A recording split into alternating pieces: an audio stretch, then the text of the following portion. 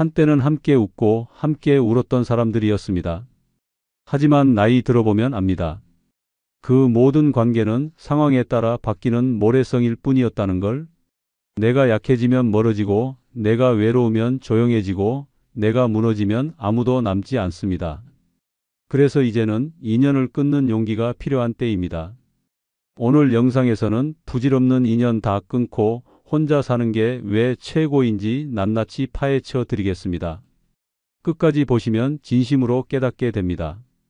부질없는 인연 다 끊고 혼자 사는 게 최고인 첫 번째 이유는 좋은 척 안 하고 억지 미소 안 지어도 되기 때문입니다. 나이 들어 인간관계에서 가장 지치는 건 진심이 아니라 연기입니다.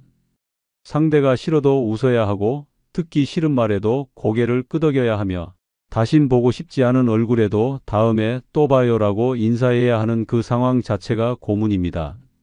늙어서는 체력이 부족해서가 아니라 이 가식이 버거워서 사람을 멀리하게 됩니다. 억지로 감정을 숨기고 억지로 분위기를 맞춰주고 억지로 웃는 시간이 많을수록 수명은 깎여 나갑니다.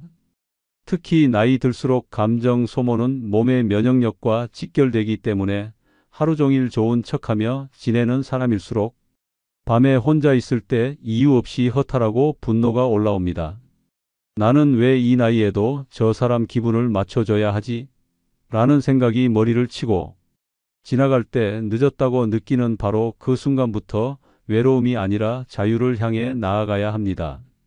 관계를 유지하기 위해 끊임없이 나를 부정하고 듣기 싫은 말을 웃으며 받아들이고 가짜 공감과 가짜 관심을 주고받는 일상은 결국 나라는 존재를 지워버립니다.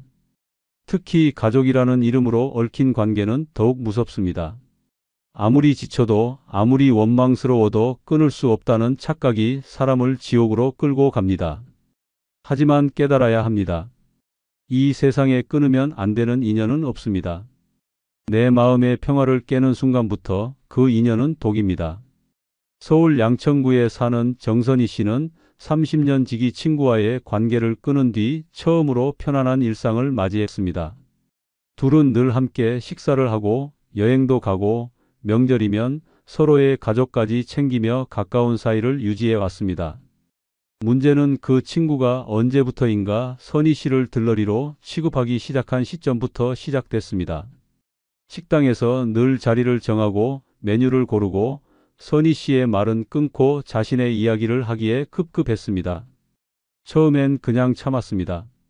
이 정도는 감수할 수 있어라고 생각했습니다. 하지만 점점 더 무례해지고 만날 때마다 기분이 상하는 일이 반복됐습니다. 그러던 어느 날 함께 백화점에서 식사를 하던 중 친구는 아무렇지도 않게 말했습니다. 넌 성격이 좀 심심해서 내가 없으면 사람 못 만날 거야. 그 순간 선희 씨는 깨달았습니다. 이건 친구가 아니라 감정 착취자라는 사실을. 그날 이후 연락을 끊었습니다. 이후 처음엔 허전하고 불안했지만 놀랍게도 매일매일이 편해졌습니다.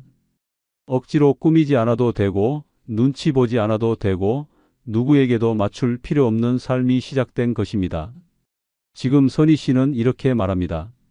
나는 이제 진짜 내 얼굴로 웃고 진짜 내 기분으로 하루를 살아갑니다. 좋은 척을 안 해도 되는 삶은 외롭지 않습니다.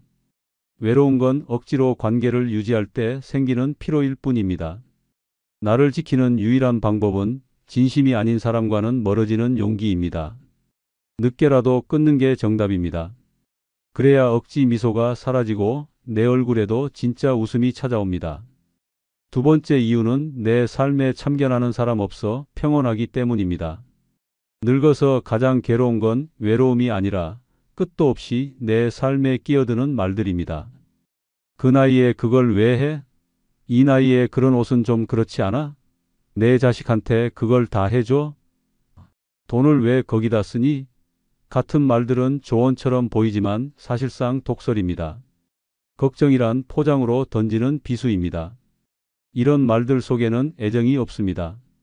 오히려 통제하려는 욕망과 판단하려는 우월감만 가득합니다. 나이 들수록 내 삶을 내가 통제하고 싶은 마음은 더 커지는데 주변은 오히려 반대로 내 일에 손을 대고 내 선택을 비웃고 내 결정에 태클을 겁니다. 사소한 음식 취향부터 가구 배치, TV 채널, 외출 시간, 휴대폰 문자 하나까지 시시콜콜 간섭받다 보면 어느 순간 내 삶에서 나는 사라지고 그들만 남습니다. 가족이든 친구든 함께 살면 더 행복해질 줄 알았지만 현실은 다릅니다.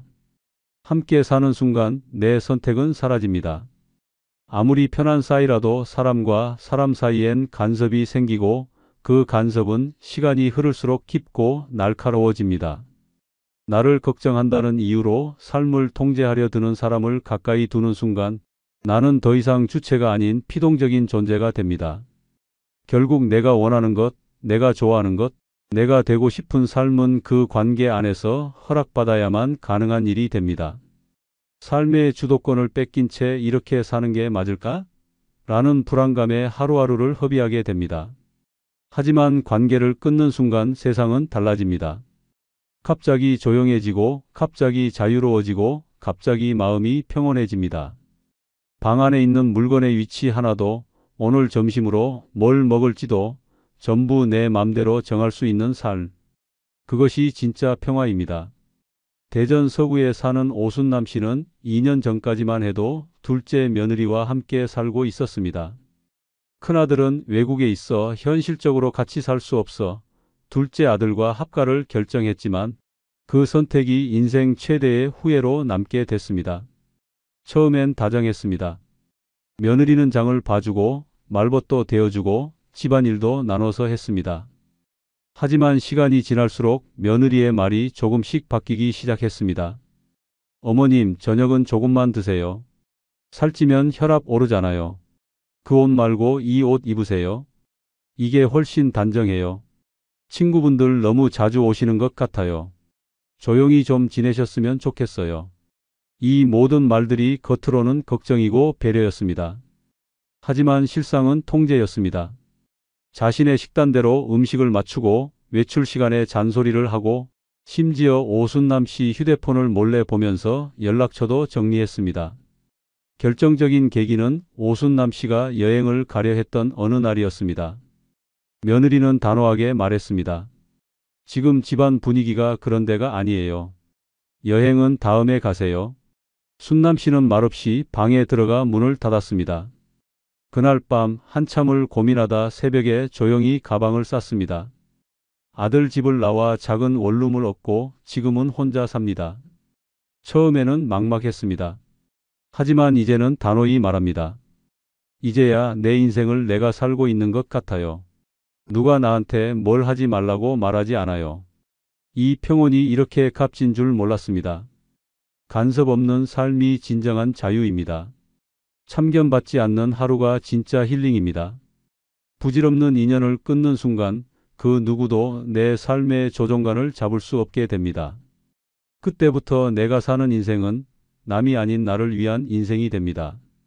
이 평온이야말로 혼자 사는 삶의 가장 강력한 축복입니다. 세 번째 이유는 필요한 인연은 자연스럽게 다시 찾아오기 때문입니다. 억지로 이어가는 관계는 결국 나를 갉아먹습니다. 연락을 먼저 하지 않으면 끊기고 선물을 하지 않으면 잊히고 속을 털어놓으면 험담의 도마 위에 올라갑니다. 이런 인연을 굳이 지키느라 자신을 태우는 사람은 결국 마음의 잿더미만 남게 됩니다. 하지만 의외로 진짜 소중한 사람은 내가 연락을 끊고 혼자 살겠다고 마음먹는 순간 더 선명하게 드러납니다. 인연은 억지로 붙잡을수록 흐려지고 놓아줄수록 진짜만 남습니다.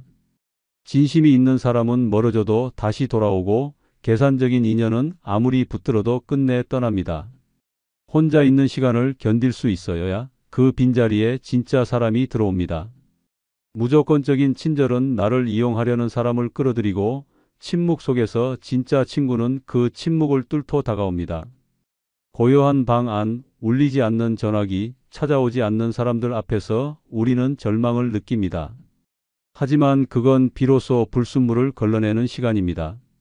누구도 찾아오지 않는 그 시간 속에서 진짜 인연은 나를 걱정해주고 나를 찾고 조심스럽게 문을 두드립니다.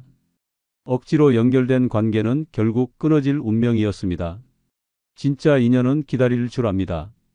침묵도 견디고 상처도 보듬고 시간이 흘러도 잊지 않습니다. 그러니 부질없는 인연을 모두 정리해야 합니다. 그 안에 가짜가 너무 많기 때문입니다. 독이 든 관계를 붙잡고 있다 보면 결국 내 마음만 병들고 맙니다. 혼자 있는 시간이 두려워 인연을 유지하려는 순간부터 인생은 흔들리기 시작합니다. 혼자의 시간을 견디는 사람만이 진짜 사람을 만납니다. 광주 북구에 사는 김정혜 씨는 한때 전화번호부에 저장된 이름만 180명이 넘었습니다. 친목 모임, 교회 지인, 학부모 인맥, 친척들까지 누구 하나 놓치지 않으려 노력했습니다. 하지만 어느 순간 자신이 연락을 끊으면 아무도 먼저 전화하지 않는다는 걸 깨달았습니다. 몸이 아파 병원에 입원한 날에도 정작 자신이 챙긴 사람 중 단 한 명도 병문안을 오지 않았습니다. 그때부터 정혜 씨는 전화를 차단하고 단톡방을 나가고 연락처를 정리하기 시작했습니다. 모두가 이상하다고 했고 어떤 사람은 요즘 왜 연락이 없느냐며 핀잔을 줬습니다. 하지만 정혜 씨는 그 말을 듣고도 미소 지었습니다. 왜냐하면 그 요즘은 한 달 전 자신이 병원에 실려갔을 때 누구도 알아주지 않던 시간이었기 때문입니다. 정혜 씨는 지금 혼자 지냅니다. 연락도 하지 않고 모임도 가지 않습니다. 그런데 놀라운 일이 생겼습니다. 몇 달이 지난 후 정말 소수의 사람들이 조심스럽게 다시 연락을 해왔습니다. 요즘 잘 지내세요? 갑자기 연락이 안 돼서 걱정했어요. 그땐 몰랐는데 나도 좀 돌아보게 됐어요. 그렇게 진심이 있는 몇 사람만이 남았습니다. 지금 정혜 씨의 전화기에는 12명의 번호만 저장돼 있습니다. 하지만 그 12명은 매달 한 번씩 얼굴을 보고 서로의 생일을 챙기고 가끔은 직접 밥을 해 먹으며 웃는 사이가 됐습니다. 정혜 씨는 말합니다. 예전엔 수십 명에게 인사했지만 내 속은 늘 공허했어요. 지금은 단 12명뿐인데 마음이 따뜻해졌어요. 결국 필요한 사람은 다시 옵니다. 기다릴 줄 아는 사람이 진짜 인연을 만나는 겁니다. 관계를 다 끊고 혼자가 되면 처음엔 두려움이 밀려옵니다. 하지만 그 두려움을 견뎌낸 자리에 진짜 사람이 들어옵니다. 억지로 만들어진 우정은 쓰레기처럼 버려지고 자연스럽게 피어난 인연만이 꽃이 됩니다. 인연은 많을수록 좋은 게 아니라 오래가는 것이 귀한 것입니다. 진짜 사람은 끊어도 돌아옵니다. 그래서 부질없는 인연을 먼저 끊는 사람이 결국 가장 단단한 사람입니다. 네 번째 이유는 누가 나를 어떻게 생각하든 신경 쓰지 않아도 되기 때문입니다. 평생 남의 시선에 맞춰 살아온 사람일수록 혼자 남았을 때 오히려 진짜 자유를 느낍니다. 이 옷 입으면 촌스러워 보일까? 이 말 하면 이상하게 들릴까? 나만 낯가리나? 이런 생각에 갇혀 하루를 소비하고 내 마음보다 남의 눈을 더 신경 쓰며 살아갑니다. 하지만 그 눈이 나를 구해준 적은 단 한 번도 없습니다. 누가 나를 싫어한다는 말에 가슴을 졸이고 누가 험담을 했다는 소문에 밤잠을 설칩니다. 마치 내가 모든 사람에게 예뻐 보여야 할 의무라도 있는 것처럼. 하지만 이 모든 감정의 뿌리는 인간관계입니다. 특히 부질없는 인연일수록 내가 어떻게 보일까를 더 집요하게 신경 쓰게 만듭니다. 이유는 단 하나, 그 인연이 진짜가 아니기 때문입니다. 진심으로 나를 이해하는 사람은 굳이 설명하지 않아도 받아줍니다. 가식으로 이어진 관계일수록 웃는 표정 하나에도 칼날 같은 평가가 돌아옵니다. 그래서 늙어서는 단호해야 합니다. 누구 눈치도 보지 않고 아무 말에도 휘청이지 않기 위해서 먼저 인연을 정리해야 합니다. 내 말투, 내 행동, 내 선택에 대해 누가 뭐라 하든 상관하지 않을 자유. 그 자유를 얻는 가장 빠른 방법은 사람을 줄이는 것입니다. 사람을 줄이면 생각도 줄고 생각이 줄면 스트레스가 사라집니다. 결국 혼자 남는 게 아니라 나를 지키는 시간만 남는 것입니다. 마음이 약한 사람일수록 남의 시선을 많이 신경 씁니다. 그리고 그 마음을 가장 먼저 무너뜨리는 건 가까운 사람입니다. 너 요즘 왜 그런 옷 입어? 그 나이에 그런 걸 해? 내가 보기엔 좀 아닌 것 같아. 이런 말들은 애정이 아니라 지배욕입니다. 나를 틀렸다고 규정짓고 자신의 시선에 끼워 맞추려는 잔인한 통제입니다. 결국 그렇게 살다 보면 나는 나가 아닌 그들이 원하는 모습으로 늙어갑니다. 부산 해운대구에 사는 이정자 씨는 예전엔 동네 사람들 사이에서 소위 평판 좋은 할머니였습니다. 누구에게도 미소를 잃지 않았고 모임에도 빠지지 않고 주변 부탁도 다 들어주는 사람이었습니다. 하지만 그 이면엔 늘 불안이 있었습니다. 누가 자기를 흉보는 건 아닐까? 내가 뭘 잘못한 건 아닐까? 늘 눈치를 보며 살았습니다. 그러던 어느 날 정자 씨는 유방암 초기 판정을 받았습니다. 수술을 받고 회복 중이던 시기 정자 씨는 사람들의 시선을 피하기 시작했습니다. 머리가 빠지고 얼굴이 변하자 그동안 자신이 애써 쌓아온 좋은 이미지가 무너질까 두려웠습니다. 그런데 이상한 일이 생겼습니다. 그렇게 외출을 끊고 모임을 거절하자 오히려 마음이 편해졌습니다. 화장하지 않아도 되고 멋을 부리지 않아도 되고 좋은 말 하지 않아도 되는 시간이 찾아온 것입니다. 정자 씨는 그때 처음으로 내가 지금까지 뭐에 매여 있었던 걸까라는 생각을 했습니다. 그리고 결정했습니다. 다시는 남의 시선을 신경 쓰며 살지 않겠다고. 지금 정자 씨는 짧은 머리에 편한 옷을 입고 혼자 책 읽고 걷는 시간을 즐깁니다. 그리고 말합니다. 그때 알았어요.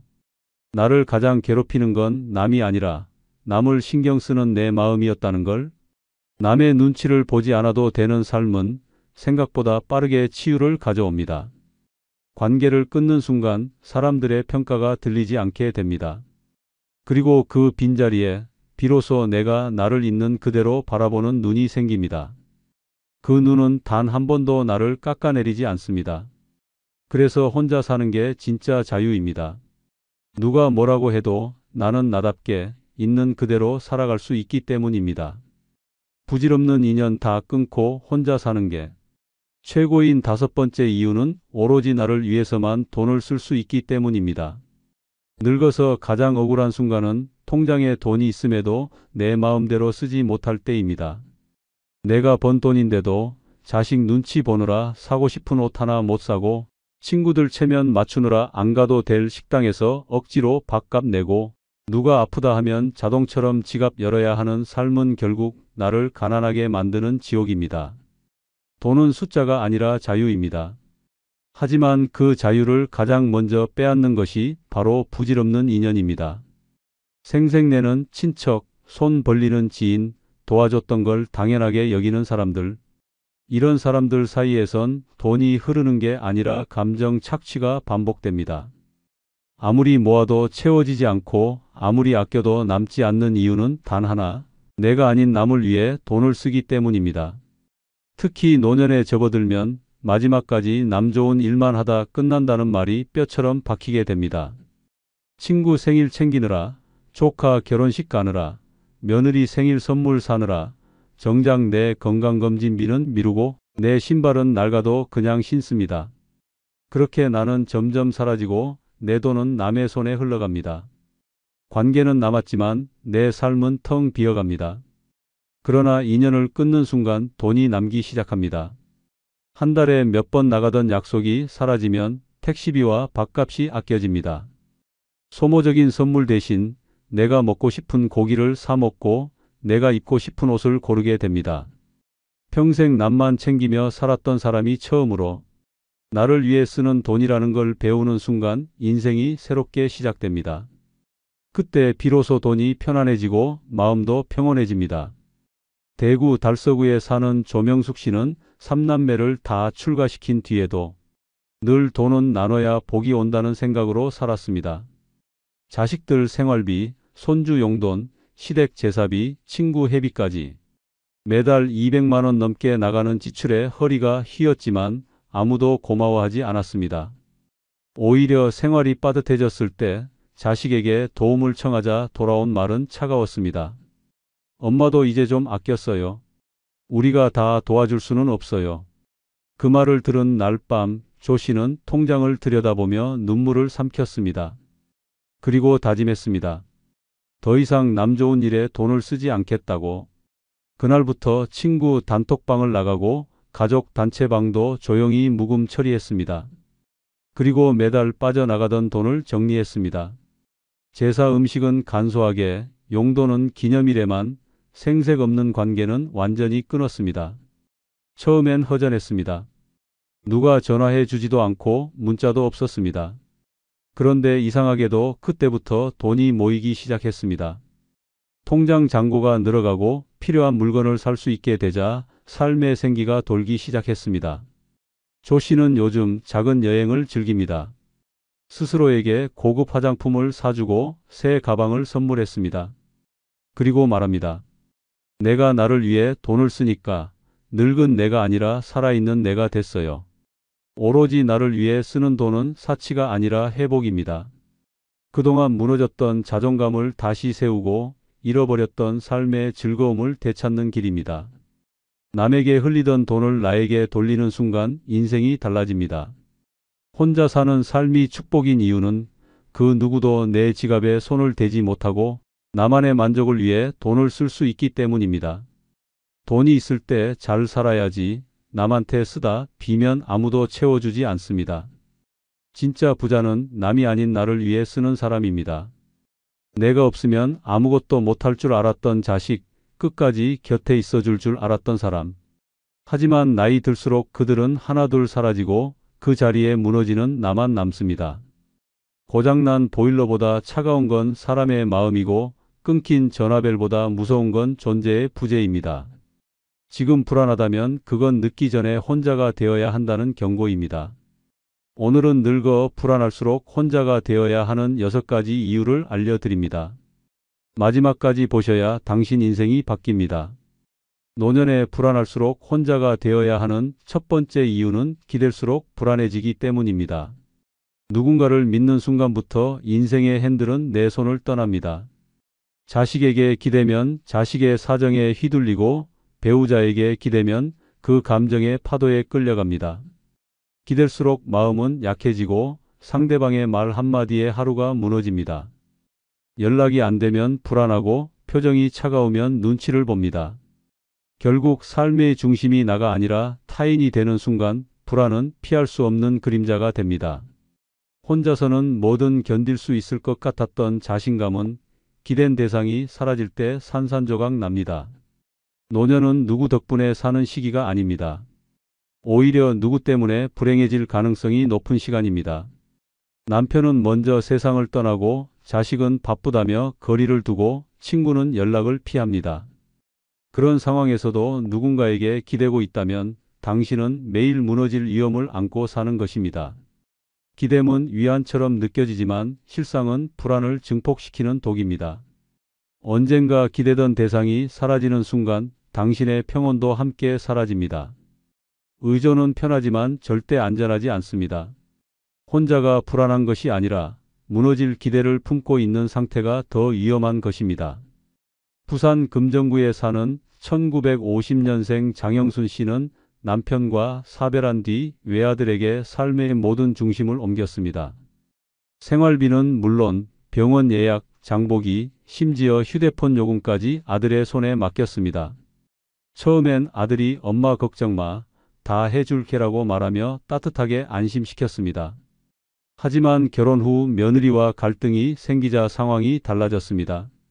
엄마는 너무 우리한테 의지하지 말고 엄마 인생을 좀 사세요 라는 말 한마디를 듣고 장 씨는 멍하니 하루를 보냈습니다. 휴대폰 요금은 연체됐고 전기세도 밀리기 시작했습니다. 자존심 상해 입도 뻥긋 못하고 눈물만 삼키던 어느 날 장 씨는 다짐했습니다. 더 이상 기대지 않겠다고. 그 후 장 씨는 마트를 직접 다니고 온라인 뱅킹을 배웠으며 노인복지관에서 스마트폰 활용 강좌까지 들으며 혼자의 삶을 준비했습니다. 처음엔 서툴고 버거웠지만 시간이 지나자 이제야 내가 나를 챙긴다는 말이 입에서 나왔습니다. 장 씨는 말합니다. 기댈 때는 몰랐어요. 내가 얼마나 무기력했는지. 이제는 불안하지 않아요. 내가 나를 믿으니까요. 이 한마디는 수많은 노인들에게 전하는 경고이자 희망입니다. 기댈수록 불안해집니다. 자식이든 배우자든 친구든 돈이든 그 누구도 끝까지 나를 책임지지 않습니다. 기대는 약속이 아닙니다. 조건 없는 사랑도 없습니다. 지금 당장 기대는 마음을 거두고 나 자신에게 집중해야 합니다. 혼자는 외로운 것이 아니라 지혜로운 것입니다. 준비된 혼자만이 흔들리지 않고 끝까지 자신을 지킬 수 있습니다. 불안하다면 그건 혼자가 되어야 할 시간이라는 신호입니다. 노년에 불안할수록 혼자가 되어야 하는 두 번째 이유는 오해와 갈등 없이 사는 가장 확실한 방법이기 때문입니다. 가까운 사람일수록 말을 아끼게 됩니다. 괜한 오해를 살까 조심하고 감정이 상할까 침묵합니다. 하지만 참는다고 갈등이 사라지지 않습니다. 오히려 쌓입니다. 말하지 않아 생긴 오해는 어느 순간 폭발하고 한 번의 감정 충돌은 몇십 년의 관계까지도 무너뜨립니다. 문제는 이 모든 갈등이 집안에서, 혈연에서, 친척 사이에서 일어난다는 점입니다. 남이면 멀어지면 그만이지만 가족과 친척은 평생 얼굴을 봐야 한다는 이유로 감정을 억누르게 됩니다. 그렇게 억눌린 감정이 쌓여 결국은 마음을 병들게 만듭니다. 명절이면 누가 더 챙겼느냐, 왜 우리 집은 안 오느냐, 예전엔 안 그랬다는 말들이 난무합니다. 조용히 지내고 싶어도 친척 한 명의 말 한마디가 불씨가 되고 눈빛 하나에 상처받고 말투 하나에 오해가 생깁니다. 그렇게 마음의 골은 깊어지고 피로는 쌓이며 결국 스스로를 탓하게 됩니다. 내가 괜히 민감한가? 내가 너무 예민한가? 라며 자책합니다. 그러나 사실은 아닙니다. 갈등은 내가 아니라 그 관계 자체가 만들어낸 구조적인 문제입니다. 기대가 있으니 실망이 생기고 기대에 못 미치면 다툼이 시작됩니다. 그래서 노년의 평화는 혼자 있는 데서 시작됩니다. 기대하지 않고 참지 않아도 되며 감정이 상할 일도 없습니다. 인천 미추홀구에 사는 1957년생 문선희 씨는 남편 사망 이후 친정 조카들과 자주 왕래하며 외로움을 달랬습니다. 특히 큰 조카는 마치 친딸처럼 챙겨줬고 조카도 이모, 엄마 같아서 좋아요라며 따뜻하게 대해줬습니다. 하지만 몇 년 전 문 씨가 본인의 명의로 있던 작은 아파트를 팔아 요양자금으로 쓰겠다고 하자 분위기가 바뀌었습니다. 조카는 이모, 굳이 팔 필요 없잖아요. 그 집은 저희가 나중에 쓸 수도 있는 데라고 말했고 문 씨는 그 말에 큰 충격을 받았습니다. 이후 조카는 연락을 뜸하게 했고 문 씨가 먼저 안부를 물어도 요즘 너무 바빠서요라는 말만 돌아왔습니다. 결정적인 일은 그 다음 설날에 일어났습니다. 명절 전날 문 씨가 조카 집에 작은 반찬을 들고 갔는데 현관 앞에서 들은 말은 충격적이었습니다. 조카 며느리가 안에서 말했습니다. 이제 좀 조심하라 그래요. 부담돼요. 문 씨는 그 자리에서 반찬을 놓고 돌아섰고 집에 와서 며칠간 밥도 먹지 못했습니다. 결국 문 씨는 연락을 끊고 조용히 지냈습니다. 혼자가 처음엔 무서웠지만 지금은 편하다고 말합니다. 누구에게도 실망하지 않아도 되고 누구의 말에도 상처받지 않아도 되기 때문입니다. 그녀는 말합니다. 혼자니까 조용하고 조용하니까 덜 아픕니다. 가족도 친척도 가까운 사람이 오히려 더 무례할 수 있습니다. 이유는 하나입니다. 관계가 오래되었기 때문입니다. 오래된 만큼 멋대로 말하고 함부로 기대하고 자연스럽게 상처를 주기 때문입니다. 오해는 말 한마디에서 생기고 갈등은 기대에서 시작됩니다. 그러니 그 누구와도 엇갈릴 일이 없는 삶을 살고 싶다면 혼자가 되어야 합니다. 불안한 감정은 사람이 만드는 것이고 평온은 혼자일 때 찾아옵니다. 노년에 혼자 있는 삶은 고립이 아니라 갈등에서 벗어난 자유입니다. 참지 않아도 되는 인생, 그것이 진짜 평화입니다. 노년에 불안할수록 혼자가 되어야 하는 세 번째 이유는 혼자가 돼야 선택이 쉬워지고 후회도 줄어들기 때문입니다. 노년의 삶은 생각보다 훨씬 많은 선택을 요구합니다. 오늘 뭘 먹을지, 병원을 언제 갈지, 돈을 어디에 쓸지, 누구를 만날지 모두 내가 결정해야 하는 문제입니다. 그런데 누군가와 함께 있으면 이 간단한 선택들이 복잡해집니다. 남의 눈치를 보게 되고 의견을 물어야 하고 결국 내 뜻은 뒷전이 됩니다. 그렇게 살아가다 보면 매 순간 타협하게 되고 타협은 곧 후회로 이어집니다. 혼자라면 단 10초면 끝날 결정을 함께 살면 하루를 끌고도 상처로 남기기 일쑤입니다. 노년은 더 이상 양보의 시간이 아닙니다. 내 인생의 마지막을 나답게 살아야 하는 시간입니다. 그런데도 여전히 남의 기준에 맞춰 살아간다면 당신의 마지막은 후회와 자책으로 가득할 것입니다. 함께 사는 사람의 식성, 생활 패턴, 성격, 기분, 이 모든 것이 당신의 선택을 얽매이게 만듭니다. 외식 한 끼도 혼자일 땐 자유였지만 둘이 되면 불편함이 되고 결국은 피곤함으로 끝납니다. 심지어 아프다는 말 한마디조차 상대가 불편해할까봐 삼켜야 할 때 그 인생이 과연 누구의 것입니까? 혼자 살아야 나를 기준으로 결정할 수 있고 그 결정에 대한 책임도 오롯이 나에게만 있으니 후회도 줄어듭니다. 서울 강동구에 사는 1952년생 이정순 씨는 남편이 세상을 떠난 후 막내딸의 제안으로 함께 살게 되었습니다. 딸은 엄마 이제 걱정하지 마. 같이 살면 편하잖아라고 말했고 이 씨는 덜컥 짐을 옮겼습니다. 문제는 그때부터 시작됐습니다.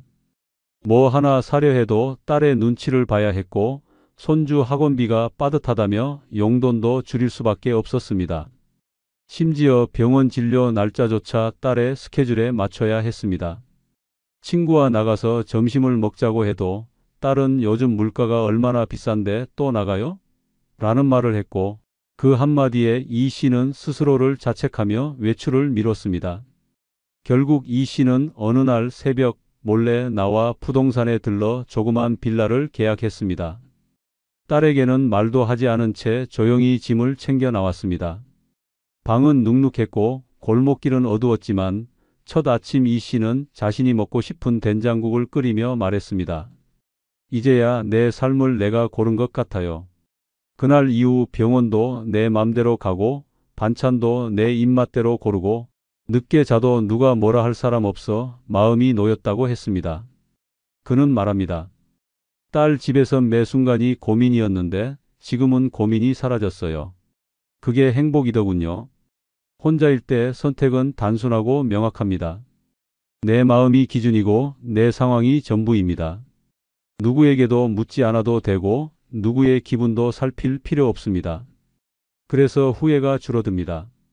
남 눈치 보며 내 선택을 포기하는 순간이 줄어들기 때문입니다. 혼자는 불편하지만 선택의 자유를 줍니다. 그리고 그 자유는 곧 후회 없는 노년을 만드는 가장 강력한 무기입니다.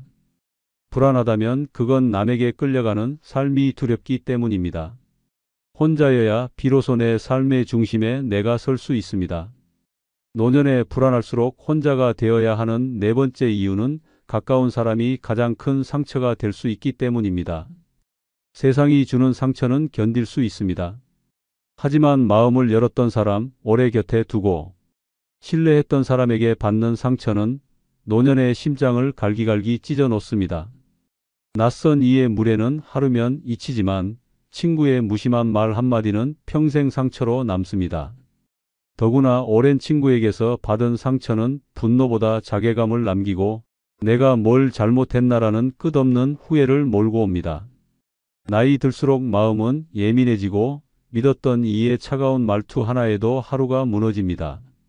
노년의 친구 관계는 따뜻한 위로가 되기도 하지만 동시에 가장 날카로운 칼이 되기도 합니다.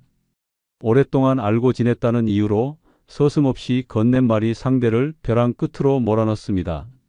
그 나이에 그게 뭐야? 넌 맨날 그 옷이야? 내 자식은 연락도 안 하냐? 이런 말들은 농담처럼 시작되지만 듣는 이는 가슴에 대못을 박힙니다. 문제는 이 상처를 누구에게도 말하지 못한다는 데 있습니다. 서운해도 참아야 하고 아파도 그냥 웃고 넘겨야 합니다. 왜냐하면 그 사람이 친구니까. 하지만 진짜 무서운 건 이 친구라는 이름 아래 무수한 감정 폭력이 용인된다는 사실입니다. 광주 북구에 사는 1954년생 정옥남 씨는 30년 지기 친구들과 매주 목요일마다 카페에서 모임을 가졌습니다. 처음엔 그 자리가 유일한 위안이었습니다. 그러나 어느 날부터인가 분위기가 미묘하게 바뀌었습니다. 친구 하나가 가볍게 던졌습니다. 너네 손주는 뭐 하니? 유치원은 다녀?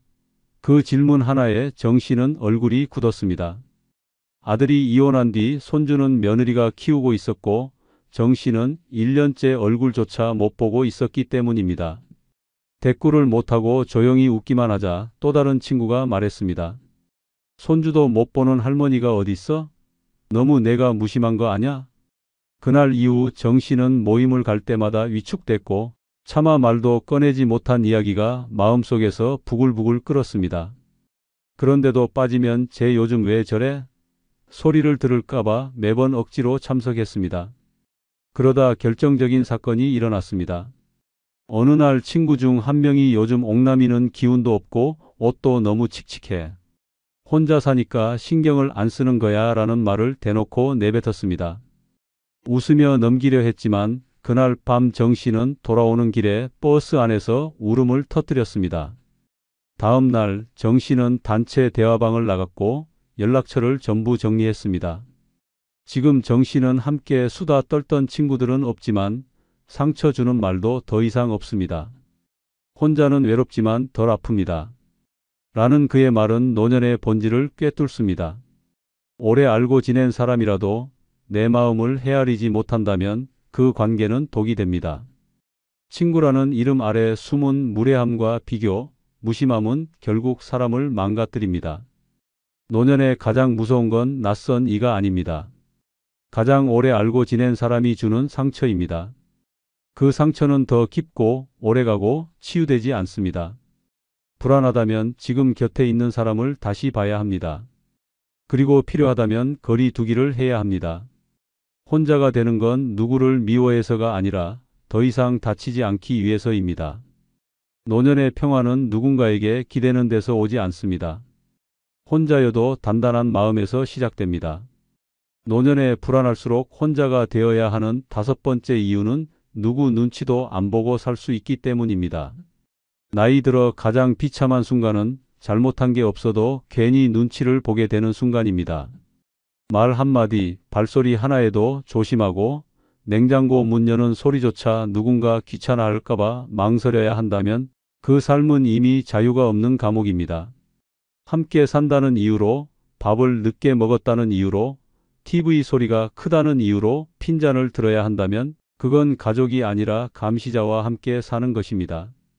말끝마다 엄마, 그건 좀이라는 타박, 아버지, 제발 좀이라는 짜증을 들으며 하루를 보내는 것보다 더 외로운 일은 없습니다.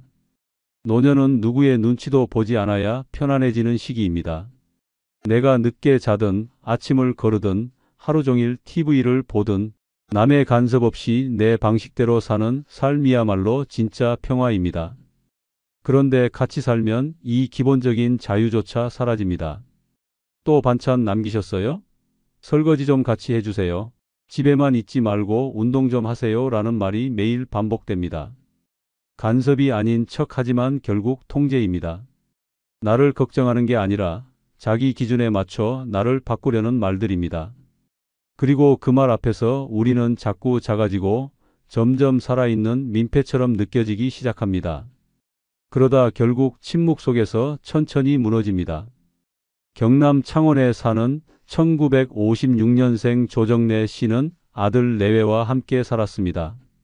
며느리는 처음엔 정중했지만 시간이 지날수록 말이 짧아졌습니다. 어느 날 냉장고에서 요구르트를 꺼내 마시자 며느리가 말했습니다. 어머니, 그건 아이 거예요. 그날 이후 조 씨는 뭐 하나 꺼내 먹을 때마다 냉장고 문을 조심스럽게 열었고 물을 끓여 마시고 남긴 반찬은 몰래 버렸습니다. 거실에서 드라마를 볼 땐 이어폰을 꽂고 화장실은 모두 자고 난 후에야 갔습니다. 집이 아니라 감옥이었습니다. 가장 큰 충격은 손주가 할머니 때문에 집이 시끄러워라고 말했을 때였습니다. 그날 밤 조 씨는 불 꺼진 거실에서 새벽까지 울었습니다. 며칠 뒤 조 씨는 전세금 일부를 빼내 원룸을 계약했습니다. 자식 눈치도 손주 눈치도 없는 작은 공간. 전기장판 위에서 이불 덮고 귤을 까먹으며 본 드라마 한 편이 그렇게 행복할 줄 몰랐다고 말합니다. 이제는 늦게 일어나도 아무 반찬 없이 밥을 먹어도 누가 뭐라고 하지 않습니다. 조 씨는 말합니다. 불을 끄지 않고 자도 되고 밤늦게 라면을 끓여도 되는 삶. 그게 이렇게 큰 자유인 줄 몰랐어요. 그 자유가 오히려 위로보다 더 큰 위안이 되었다고 말합니다. 혼자가 된다는 건 외롭다는 말이 아닙니다. 아무 방해도 없이 나를 중심으로 살아갈 수 있다는 뜻입니다. 눈치 보지 않는 삶은 자신을 지키는 가장 강력한 방패입니다. 매 순간 입 다물고 숨죽이며 사는 삶은 결국 내 인생을 포기하는 것과 다르지 않습니다. 불안하다면 그건 내가 자유롭지 않기 때문입니다. 지금 이 순간 누구 눈치도 보지 않고 내 마음대로 살아가고 싶다면 혼자가 되는 것부터 시작해야 합니다. 그것이 노년에 가장 먼저 회복해야 할 존엄입니다. 노년에 불안할수록 혼자가 되어야 하는 6번째 이유는 잃을 게 없으면 두려움도 줄어들기 때문입니다. 나이가 들수록 마음이 약해지는 이유는 단 하나, 지키고 싶은 게 많아지기 때문입니다. 친구들과의 우정, 체면, 말 한마디로 상처받을까 두려운 자존심, 그리고 잃고 싶지 않은 관계들. 하지만 아이러니하게도 이 모든 걸 꼭 쥐고 있을수록 사람은 더 불안해집니다. 어느 날 내가 모임에 늦었을 때 누군가가 나를 뒷말하지 않을까? 내가 없을 때 내 흉을 보지 않을까? 그런 생각이 쌓이며 관계가 점점 공포로 변해갑니다.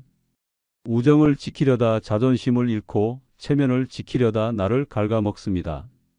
함께 모이는 자리가 즐거운 게 아니라 의무가 되기 시작하면 이미 관계는 독이 된 것입니다. 말수가 줄고 마음이 복잡해지고 집으로 돌아오는 길에 괜히 기운이 빠진다면 지금 당신은 친구가 아니라 불안을 곁에 두고 있는 것입니다. 그 불안은 소외되면 어쩌나, 뒤처지면 어쩌나, 내가 더 초라해 보이면 어쩌나라는 걱정에서 비롯됩니다.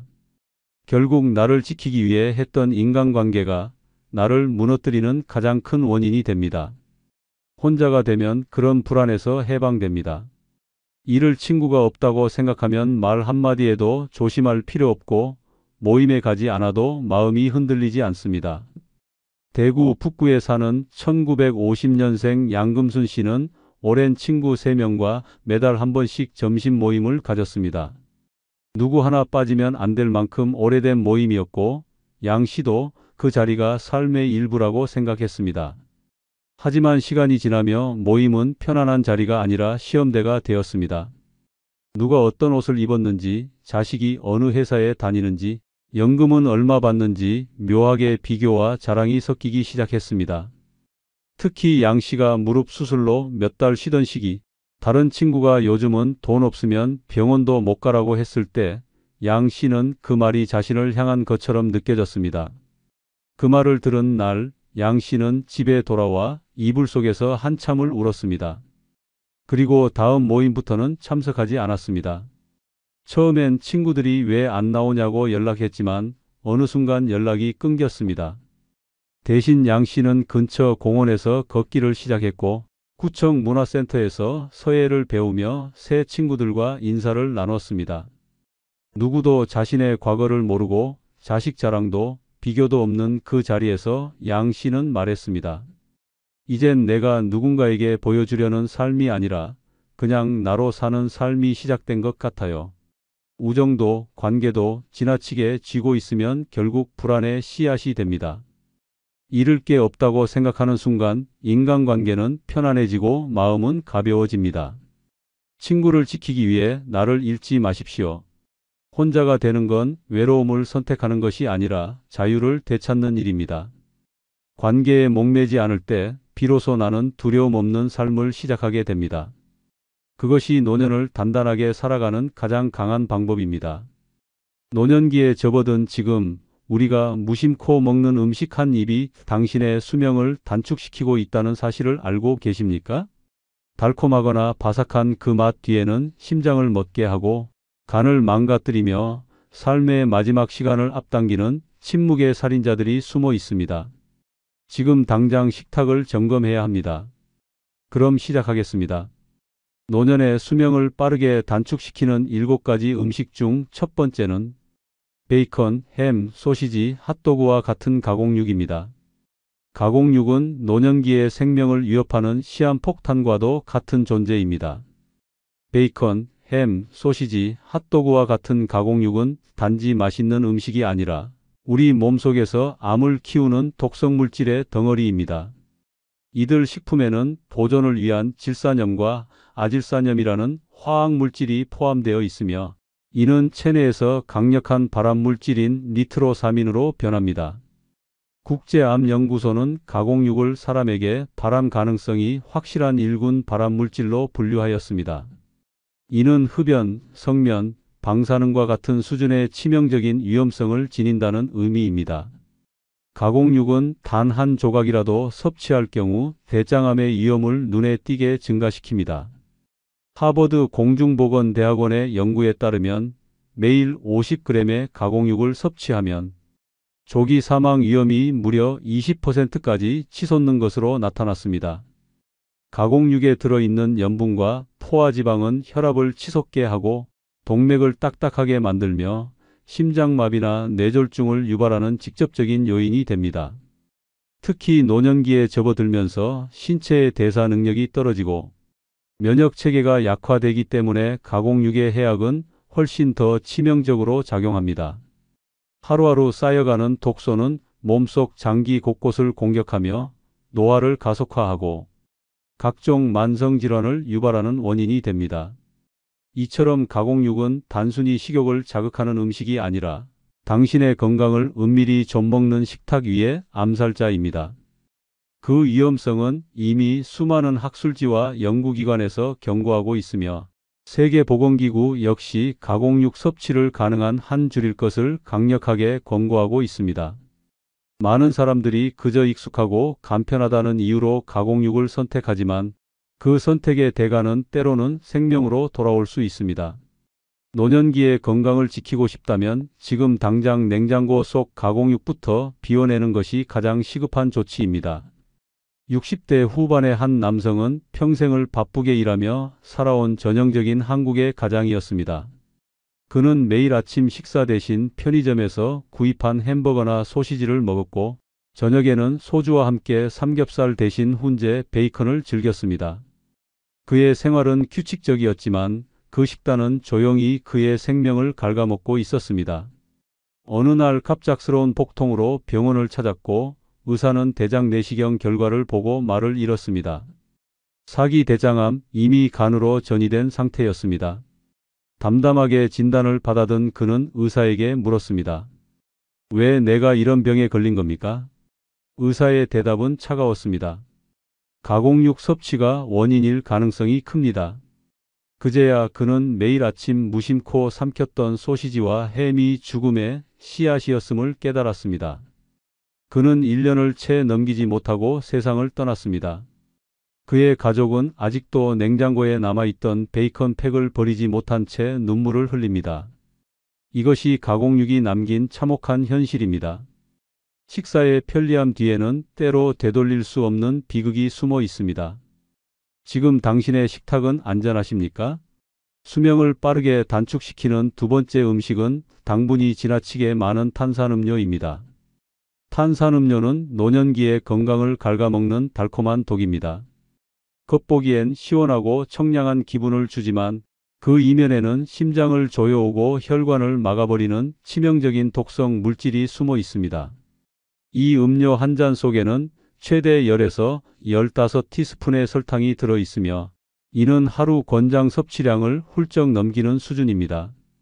특히 노년기에는 인슐린 분비 능력이 약해지고 대사 기능이 떨어지기 때문에 탄산음료는 치명적인 혈당 폭탄으로 작용합니다.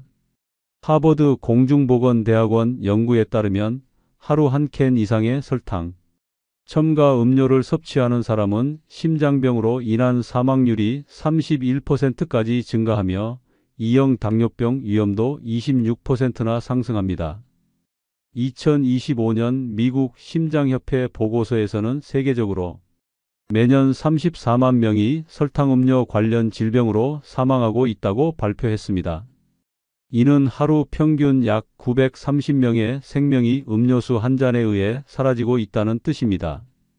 우리는 매일 무심코 선택한 음료가 결국 심장을 멎게 하고 생명을 단축시키는 잔혹한 선택일 수 있다는 점을 반드시 인식해야 합니다. 탄산음료에 포함된 액상과당은 간에 직접적으로 흡수되어 내장 지방을 빠르게 늘리고 지방간을 유발하며 간경화로까지 진행될 수 있습니다.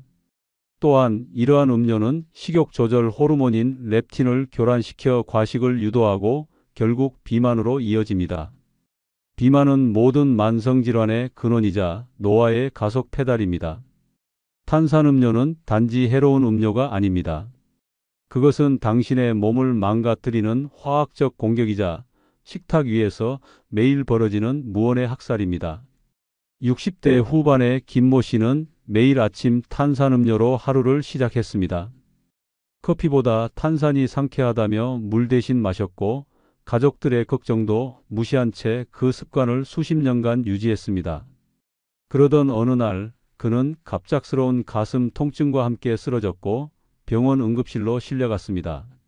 진단 결과는 심근경색, 혈관이 설탕으로 막힌 듯 막혀 있었고 의료진은 긴급 수술을 시도했지만 손쓸 수 없었습니다. 김 씨는 수술대 위에서 끝내 숨을 거두었습니다. 그의 냉장고에는 여전히 2리터짜리 탄산음료가 절반쯤 남아 있었습니다. 아내는 그 병을 쳐다보며 울부짖었습니다. 그게 그렇게 무서운 줄 알았으면 진작 버렸을 텐데. 이 한마디는 수많은 노년층에게 경고가 되어야 합니다. 탄산음료는 결코 가볍지 않습니다. 그것은 당신의 심장을 조여오는 달콤한 죽음입니다. 수명을 빠르게 단축시키는 세 번째 음식은 고카페인 폭탄인 에너지 음료입니다. 겉보기에는 활력을 주는 음료처럼 보이지만 그 속에는 심장 박동 이상과 고혈압을 유발하는 치명적인 요소들이 숨어 있습니다. 특히 노년층에게는 이러한 음료가 수명을 단축시키는 직접적인 원인이 될 수 있습니다. 에너지 음료에는 일반적으로 300mg 이상의 카페인이 포함되어 있으며 이는 커피 한 잔의 3배에 해당하는 양입니다. 또한 당분 함량도 높아 한 캔에 50g 이상의 설탕이 들어있는 경우도 있습니다. 이러한 고카페인과 고당분의 조합은 심장 박동을 빠르게 하고 혈압을 상승시키며 심장에 과도한 부담을 줍니다. UC 데이비스 헬스의 연구에 따르면 에너지 음료를 섭취한 후 심장 세포의 기능이 변화하여 심장이 불규칙하게 뛰거나 빠르게 뛸 수 있다고 합니다. 또한 에너지 음료에 포함된 타우린과 구아라나 같은 성분은 카페인의 자극 효과를 증폭시켜 심장 박동 이상과 고혈압의 위험을 더욱 높입니다. 미국 심장협회의 연구에서는 에너지 음료를 섭취한 후 4시간 동안 심장의 전기 활동이 비정상적으로 변화하고 혈압이 상승하는 현상이 관찰되었습니다. 노년기에는 신체의 대사 능력이 저하되고 심혈관계의 탄력성이 감소하기 때문에 이러한 자극에 더욱 취약합니다. 에너지 음료의 지속적인 섭취는 심장질환, 고혈압, 뇌졸중 등의 위험을 증가시키며 이는 결국 수명의 단축으로 이어질 수 있습니다. 실제로 65세의 박모 씨는 매일 아침 에너지 음료를 마시는 습관을 가지고 있었습니다. 그는 피로를 극복하기 위해 에너지 음료를 선택했지만 어느 날 갑작스러운 가슴 통증과 호흡 곤란으로 병원에 실려갔습니다. 진단 결과는 심장 박동 이상과 고혈압이었습니다. 의사는 그의 에너지 음료 섭취 습관이 주요 원인 중 하나라고 판단하였습니다. 그는 치료를 받았지만 이미 심각한 상태였고 결국 몇 달 후 세상을 떠났습니다. 그의 가족은 그가 매일 마시던 에너지 음료를 보며 깊은 후회를 느꼈습니다. 그저 피곤해서 마셨을 뿐인데 왜 그게 생명을 앗아간 거죠? 이 한마디는 수많은 노년층에게 경고가 되어야 합니다. 에너지 음료는 결코 가볍지 않습니다. 그것은 당신의 심장을 조여오는 고카페인 독약입니다. 에너지 음료의 섭취를 줄이고 건강한 식습관을 유지하는 것이 노년기의 건강을 지키는 데 중요합니다. 당신의 건강과 수명을 지키기 위해 오늘부터라도 에너지 음료를 멀리하시기 바랍니다. 수명을 빠르게 단축시키는 네 번째 음식은 튀김류입니다. 튀김류는 노년기의 건강을 위협하는 바삭한 독약입니다. 겉보기에는 바삭하고 고소한 맛으로 입맛을 돋우지만 그 속에는 건강을 해치는 치명적인 요소들이 숨어 있습니다. 특히 노년층에게는 이러한 음식이 수명을 단축시키는 직접적인 원인이 될 수 있습니다. 튀김류는 조리 과정에서 고온의 기름에 식품을 반복적으로 튀기게 되며 이 과정에서 발암물질인 아크릴 아마이드가 생성됩니다. 아크릴 아마이드는 세계보건기구 산하국제암연구소에서 인간에게 발암 가능성이 있는 물질로 분류하고 있습니다. 이 물질은 특히 감자튀김, 도넛, 치킨 등 고탄수화물 식품을 고온에서 조리할 때 많이 발생합니다. 또한 튀김류는 지방과 염분 함량이 높아 노화 촉진에 영향을 미칩니다. 지방의 과다 섭취는 체내 염증을 유발하고 이는 심혈관 질환, 당뇨병, 비만 등의 만성 질환으로 이어질 수 있습니다. 염분의 과다 섭취는 혈압을 상승시키고 신장 기능을 저하시켜 노년기의 건강을 더욱 악화시킵니다. 노년기에는 신체의 대사 능력이 저하되고 면역 체계가 약화되기 때문에 이러한 음식의 해악은 더욱 치명적입니다. 튀김류의 지속적인 섭취는 심장 질환, 고혈압, 뇌졸중 등의 위험을 증가시키며 이는 결국 수명의 단축으로 이어질 수 있습니다. 실제로 70세의 이모 씨는 매일 점심으로 튀김류를 즐겨 먹었습니다. 그는 바삭한 식감을 좋아했고 특별한 건강 문제 없이 지내왔습니다. 하지만 어느 날 갑작스러운 가슴 통증과 호흡 곤란으로 병원에 실려갔고 심장질환 진단을 받았습니다. 의사는 그의 튀김류 섭취 습관이 주요 원인 중 하나라고 판단하였습니다. 그는 치료를 받았지만 이미 심각한 상태였고 결국 몇 달 후 세상을 떠났습니다. 그의 가족은 그가 매일 먹던 튀김류를 보며 깊은 후회를 느꼈습니다. 그저 맛있어서 먹었을 뿐인데 왜 그게 생명을 앗아간 거죠? 이 한마디는 수많은 노년층에게 경고가 되어야 합니다. 튀김류는 결코 가볍지 않습니다. 그것은 당신의 건강을 조여오는 바삭한 독약입니다. 튀김류의 섭취를 줄이고 건강한 식습관을 유지하는 것이 노년기의 건강을 지키는 데 중요합니다. 당신의 건강과 수명을 지키기 위해 오늘부터라도 튀김류를 멀리하시기 바랍니다. 수명을 빠르게 단축시키는 5번째 음식은 포화지방과 당분이 많은 아이스크림입니다. 아이스크림은 노년기의 건강을 위협하는 달콤한 독약입니다. 겉보기에는 시원하고 부드러운 맛으로 입맛을 돋우지만 그 속에는 건강을 해치는 치명적인 요소들이 숨어 있습니다. 특히 노년층에게는 이러한 음식이 수명을 단축시키는 직접적인 원인이 될 수 있습니다. 아이스크림은 포화지방과 당분이 풍부하여 대사 건강에 해롭습니다. 포화지방은 혈중 저밀도 콜레스테롤 수치를 높여 심혈관 질환의 위험을 증가시키며 당분은 혈당을 급격히 상승시켜 인슐린 저항성을 유발합니다. 이러한 요소들은 노년기의 대사 기능 저하와 맞물려 건강을 더욱 악화시킵니다. 또한 아이스크림은 고칼로리 식품으로 과도한 섭취는 체중 증가와 비만으로 이어질 수 있습니다. 비만은 당뇨병, 고혈압, 심장병 등 다양한 만성 질환의 주요 원인 중 하나입니다.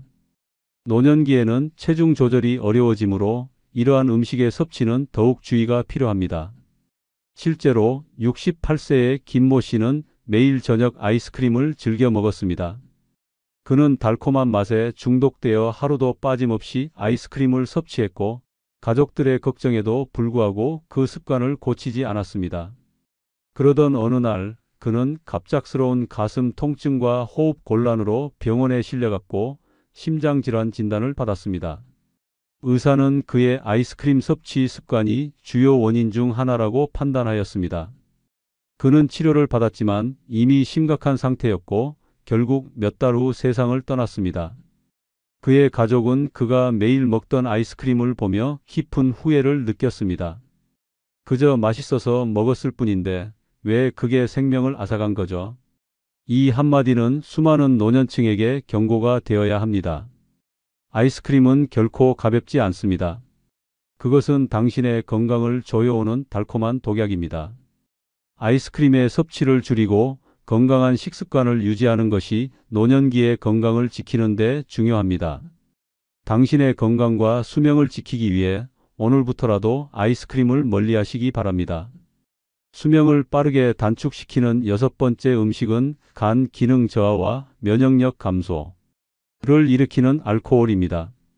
알코올은 노년기의 건강을 조용히 파괴하는 은밀하고도 치명적인 독약입니다.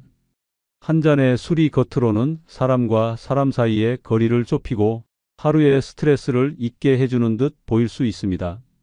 그러나 그 달콤하고 쌉싸름한 맛 뒤에는 몸속 장기를 서서히 망가뜨리고 생명력을 빼앗아가는 독성 물질들이 숨어 있습니다. 특히 노년층에게는 알코올이 단순한 기호식품이 아닌 수명을 앞당기는 지름길이 될 수 있다는 점을 절대 간과해서는 안 됩니다. 술이 체내로 들어오면 간은 즉시 그 독소를 해독하기 위해 과도한 부담을 떠안게 됩니다. 알코올이 분해되는 과정에서 생성되는 아세트알데히드는 간세포를 직접적으로 공격하고 손상시켜 간 기능을 점점 약화시킵니다.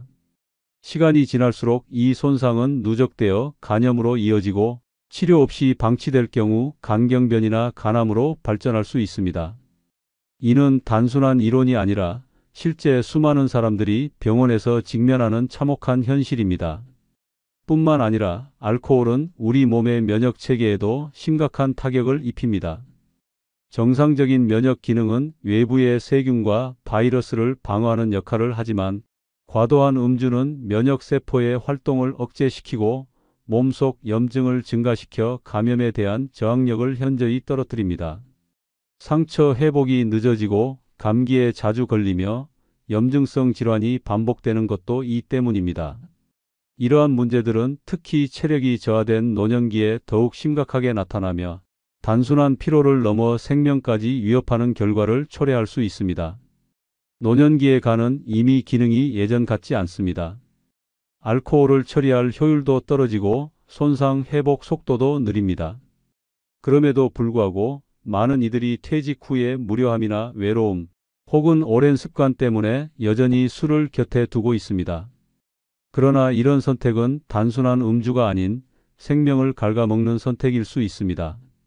매일 저녁 텔레비전을 보며 들이키는 소주 한 잔이 몇 년 뒤 당신의 장례식장으로 이어질 수도 있다는 사실을 기억해야 합니다.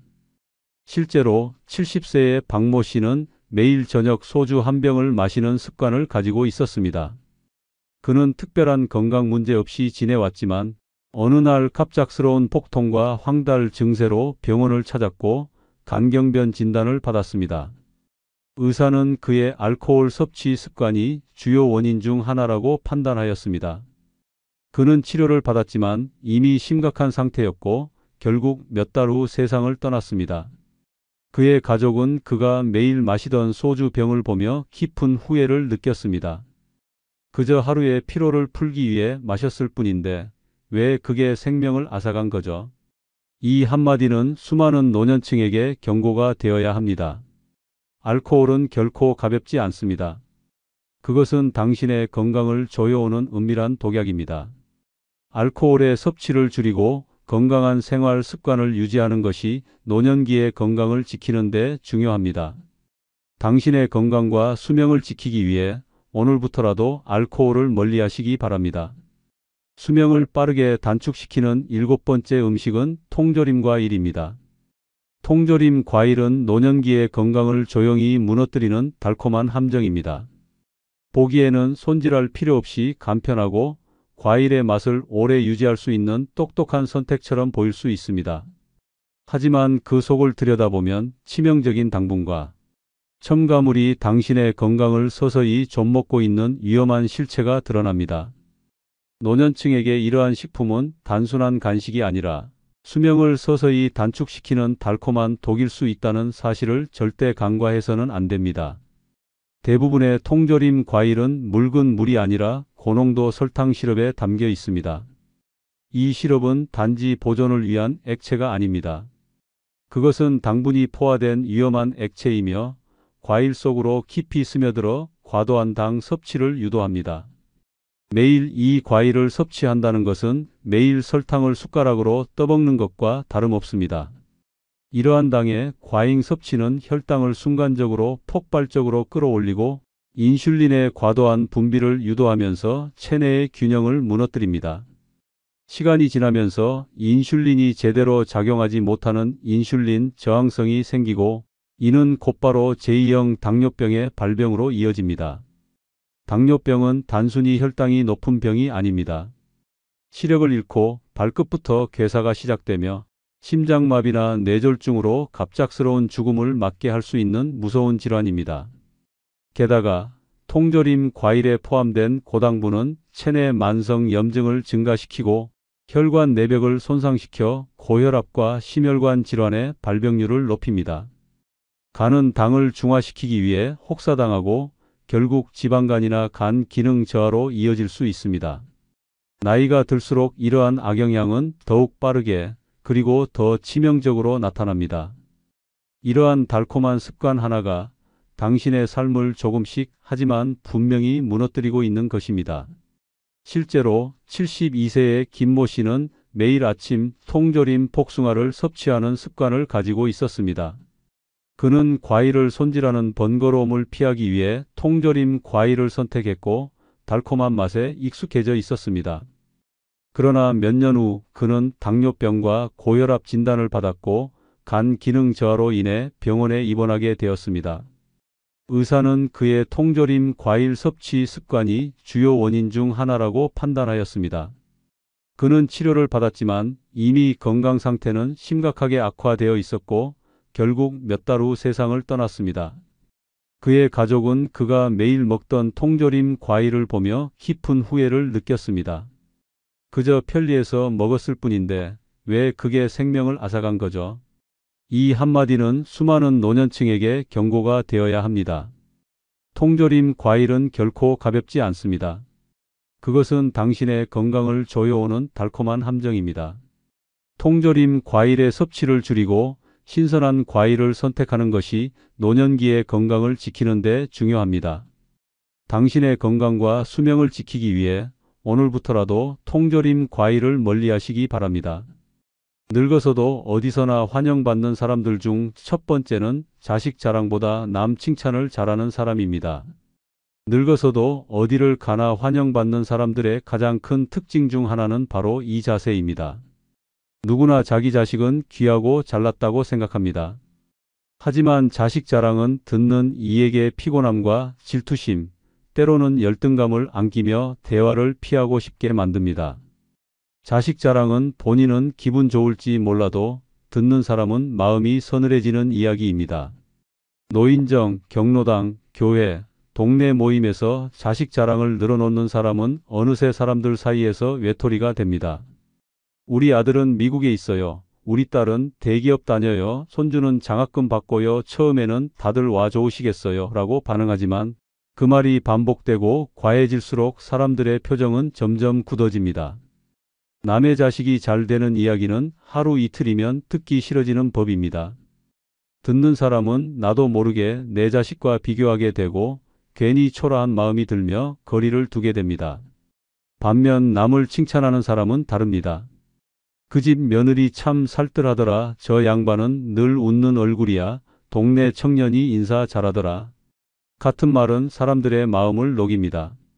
듣는 이의 기분을 좋게 만들고 주변을 환하게 밝히며 자연스럽게 호감이 쌓입니다. 칭찬은 분위기를 부드럽게 만들고 관계를 편안하게 이어줍니다. 말 한마디로 사람의 마음을 열게 하고 다시 그 사람을 만나고 싶게 만듭니다. 노년기에 진짜 지혜로운 사람은 자신이 아닌 남을 빛나게 합니다. 칭찬은 부자가 아니어도 학벌이 없어도 누구나 할 수 있는 최고의 선물입니다. 특히 같은 또래 어르신들 사이에서 남을 세워주는 사람은 중심이 됩니다. 누구나 그 사람 옆에 있으면 마음이 편하고 내 이야기를 편하게 꺼낼 수 있다고 느낍니다. 결국 모임에서도 길거리에서도 병원에서도 그 사람이 있으면 분위기가 좋아지고 그 사람 없으면 허전해지는 존재가 됩니다. 이제는 자식 자랑보다는 주변을 따뜻하게 칭찬하는 지혜가 필요합니다. 그 사람이 늙었어도 어디서나 환영받는 진짜 이유는 말 한마디에 사람을 살리는 힘이 있기 때문입니다. 수원의 박정혜 할머니는 77세입니다. 동네 경로당에서 누구보다 인기가 많습니다. 하루라도 박 할머니가 안 보이면 오늘 왜 안 오셨지? 하고 다들 걱정할 정도입니다. 그런데 특별히 잘난 것도 없고 대단한 자식 자랑도 하지 않습니다. 오히려 모임에선 늘 다른 사람들 이야기를 먼저 꺼냅니다. 어제 김 여사님이 만든 반찬 내가 진짜 맛있게 먹었어요. 최 여사님 손주 사진 봤는데 너무 귀엽더라 같은 말로 항상 남을 칭찬합니다. 어느 날 한 어르신이 조심스럽게 물었습니다. 박 여사님은 자식 자랑 안 하세요? 딸도 서울 살고 아들도 외국 있다면서요. 그때 박 할머니가 한 말이 전설처럼 회자됩니다. 내 자식이 잘난 건 내 복이고 남 자식이 잘난 건 그 집 복이지. 나는 그냥 좋은 이야기만 하고 싶어요. 그 말에 다들 고개를 끄덕이며 박수를 쳤습니다. 그 이후로 박 할머니는 동네에서 칭찬 장인이라는 별명을 얻었습니다.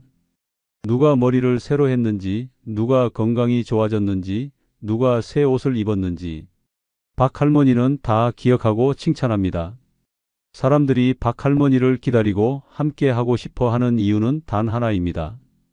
그녀 곁에 있으면 기분이 좋아지고 자존감이 올라가고 내가 괜찮은 사람처럼 느껴지기 때문입니다. 늙어서도 어디서나 환영받는 비결은 어렵지 않습니다. 자식 자랑보다 남 칭찬을 먼저 하는 것, 그것이야말로 사람을 끌어당기는 말의 힘입니다. 그리고 그 힘은 노년에 외롭지 않게 사는 가장 따뜻한 무기입니다. 두 번째는 언제나 상대를 존중하는 말을 쓰는 사람입니다. 언제나 상대를 존중하는 말을 쓰는 사람입니다. 나이를 먹는다고 다 존경받는 시대는 끝났습니다. 이제는 말 한마디에 사람의 격이 드러나는 시대입니다. 나이 든 사람이 하는 말이라고 다 옳고 다 받아들여지는 것은 아닙니다. 특히 노년에 접어들면 무심코 던진 한마디가 누군가에겐 비수처럼 꽂히고 관계를 단절시키는 원인이 되기도 합니다. 말은 나이보다 무섭고 나이보다 오래 남습니다. 무례한 말은 순간의 실수 같지만 듣는 사람에겐 평생의 기억이 됩니다. 나 때는 안 그랬어. 그 나이에 그게 뭐야? 어디서 감히 같은 말은 아무리 정답을 말하고 있어도 틀린 방식입니다. 자신은 나이로 상대를 눌렀다고 생각하지만 듣는 사람은 마음을 닫고 멀어지게 됩니다. 결국 그 사람은 어느 모임에서도 환영받지 못하고 만나도 피하고 싶은 사람이 됩니다. 존중은 어렵지 않습니다. 고생 많으셨겠어요. 그럴 수도 있죠. 제가 잘 몰랐네요. 같은 말에는 힘이 있습니다. 그 말은 상대의 입장을 인정하는 힘이고 함께 이야기할 수 있다는 신호입니다. 말투 하나 바꿨을 뿐인데 분위기는 달라지고 관계는 부드러워집니다. 나이가 들수록 더 부드러운 말을 써야 합니다. 그래야 나이 든 사람이 아닌 나이 들어 멋진 사람으로 남을 수 있습니다. 노년은 말을 내려놓아야 빛나는 시기입니다. 세상을 다 아는 듯 말하는 순간 사람들은 피곤함을 느낍니다. 나도 배워야겠어요 라고 말하는 노인은 존경받지만 그걸 아직도 몰라? 라고 말하는 노인은 외면당합니다. 말을 통해 자신의 위치를 세우려 하면 오히려 관계는 무너지며 말을 통해 상대의 가치를 세워주면 진정한 중심이 됩니다. 언어는 마음의 그릇입니다. 그릇이 좁으면 삐져나오고 그릇이 넓으면 담아낼 수 있습니다. 늙어서도 어디서나 환영받는 사람은 넓은 말의 그릇을 가진 사람입니다. 무례하지 않고 훈계하지 않으며 위에서 내려다보지 않는 사람. 그런 사람이 있으면 모두가 편안해지고 그 사람의 자리는 늘 따뜻하게 남아있게 됩니다. 광주에 사는 이봉남 할아버지는 81세입니다. 마을 어귀에서 동네 사람 누구나 반기는 어른으로 유명합니다. 특별한 재산이 있는 것도 아니고 자식 자랑을 하는 것도 아닙니다. 그런데 젊은이들까지 봉남 어르신 오늘도 계시네요 라며 인사하고 일부러 옆자리에 앉고 싶어 하는 사람입니다. 비결은 하나입니다. 항상 상대를 존중하는 말을 쓰는 사람입니다. 택배를 들고 온 젊은 청년에게 고맙습니다. 덕분에 편히 삽니다 라고 말하고 마트에서 계산하는 아주머니에게 손이 빠르시네요. 대단하세요. 라고 말합니다. 처음에는 그저 인사치레처럼 보였지만 반복되자 사람들은 그 말이 진심이라는 걸 알게 되었습니다. 어느 날 30대 청년이 조심스럽게 복남 할아버지에게 물었습니다. 할아버지, 왜 그렇게 말씀을 예쁘게 하세요? 그러자 복남 할아버지는 웃으며 말했습니다. 어차피 늙은 사람인데 무게 잡으면 뭐해? 나는 그냥 사람들이 나랑 얘기하고 싶었으면 좋겠어. 내가 먼저 공손하면 그 사람도 내 말을 끝까지 들어주거든.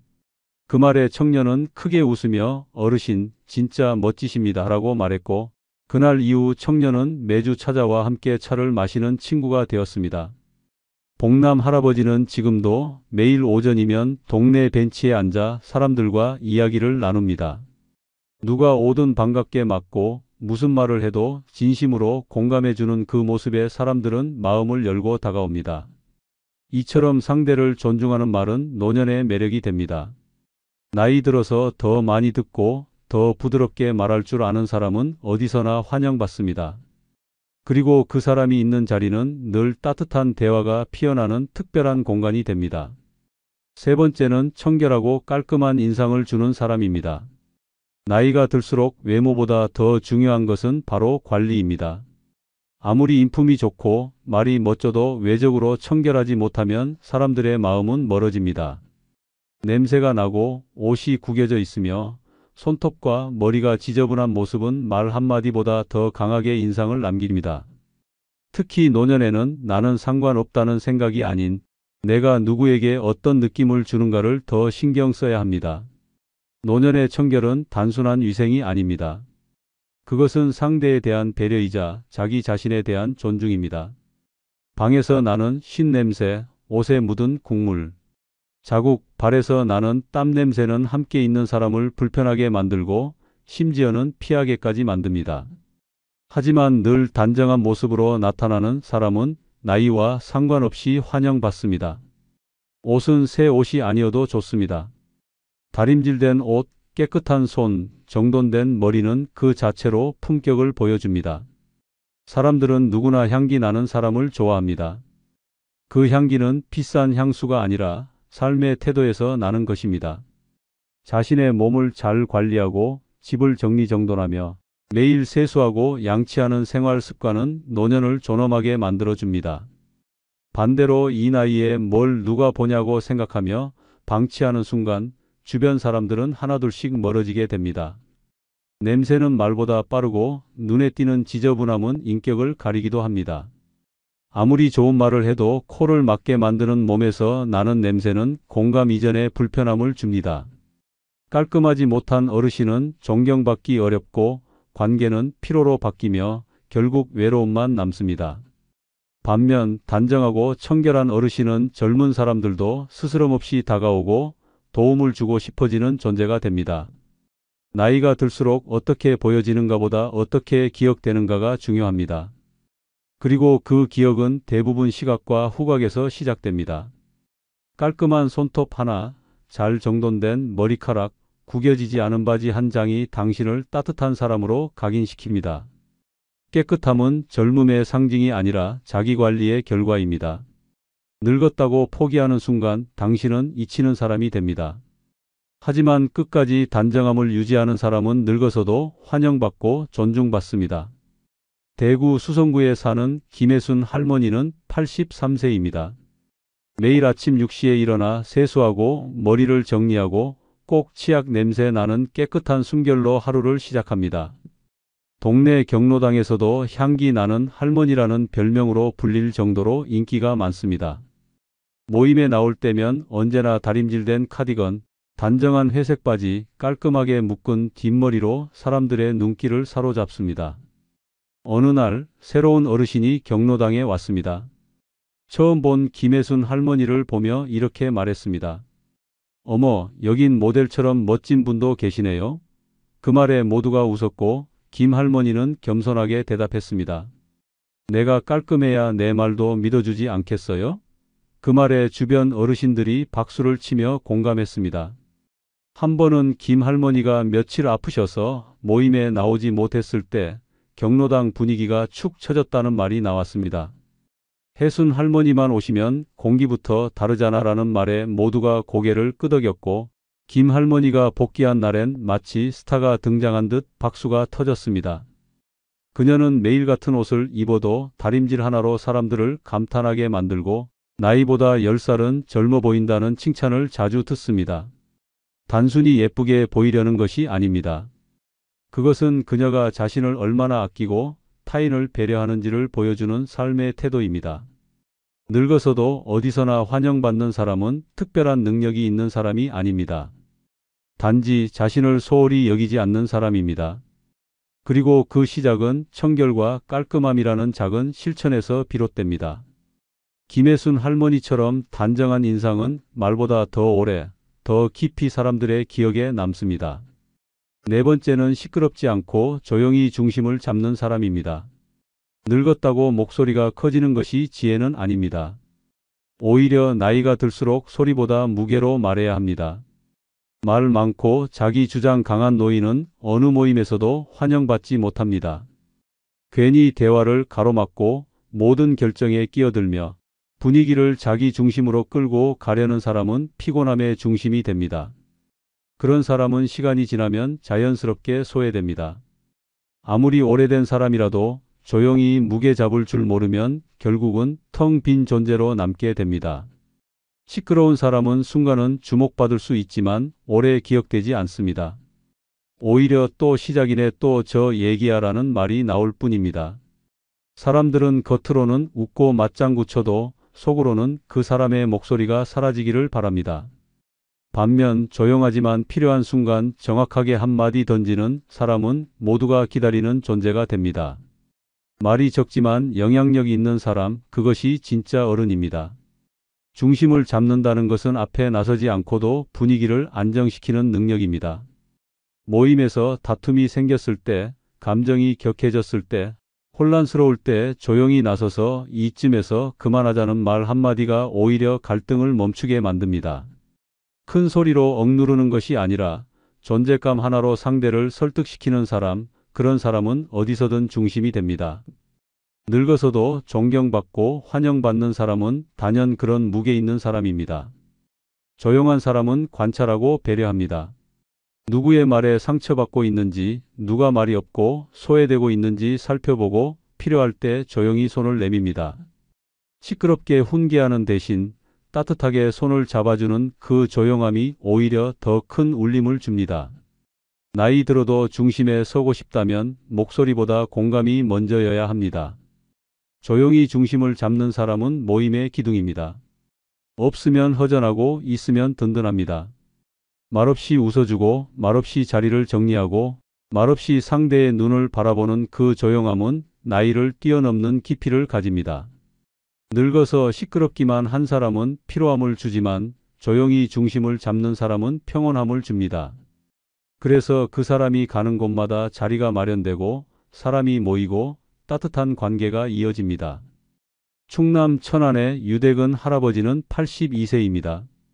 경로당에서는 말 없는 회장님이라는 별명이 붙어 있습니다. 공식적으로 회장을 맡은 적도 없고 회의 때 큰 소리 내는 법도 없지만 결정이 필요할 때는 모두가 유 할아버지를 바라봅니다. 실제로 어르신들끼리 고스톱 자리 문제로 갈등이 생긴 날 모두 언성을 높이며 싸우고 있을 때 유 할아버지는 말없이 일어나 TV 소리를 줄였습니다. 그리고 조용히 말했습니다. 우리가 싸워서 이기는 게 뭐가 있어?